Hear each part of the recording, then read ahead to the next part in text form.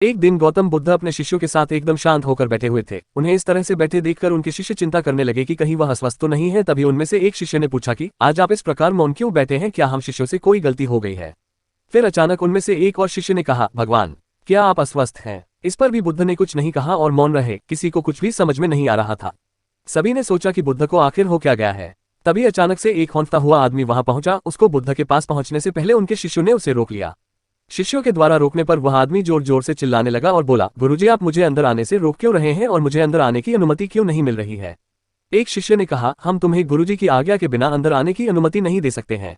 इतना सुनते ही वह व्यक्ति अब और भी ज्यादा जोर से चिल्लाने लगा। उसके चिल्लाने से बुद्ध को अपनी आंखें खोलनी पड़ी। बुद्ध के आंखें खोलते ही उस आदमी ने अंदर आने की पूरी कोशिश की, लेकिन फिर बुद्ध ने अपनी शिष्यों से कहा, इस इंसान को अंदर मत आने देना। यह आदमी अछूत है और ऐसे अछूत इंसानों को अपने धर्मसभा में आने की अनुमति मैं नहीं देता। सभी शिष्य बुद्ध की यह बात सुनकर दंग रह गए। शिष्यों ने सोचा कि भगवान बुद्ध कब से छूत अछूत जैसी बातों पर विश्वास करने लगे।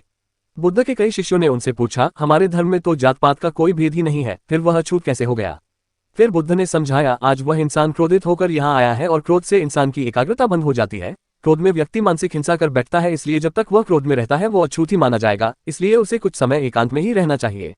क्रोध से भरा शिष्य भी बुद्ध की सारी बातों को ध्यान से सुन रहा था। अब उसे पश्चाताप हो रहा था। अब वह समझ चुका था कि अहिंसा ही महान कर्तव्य और परम धर्म होता है। उसे अपने किए गए व्यवहार पर बहुत पछतावा हो रहा था। वह बुद्ध के चरणों में जा गिरा और आगे से क्रोध न करने की शपथ ली।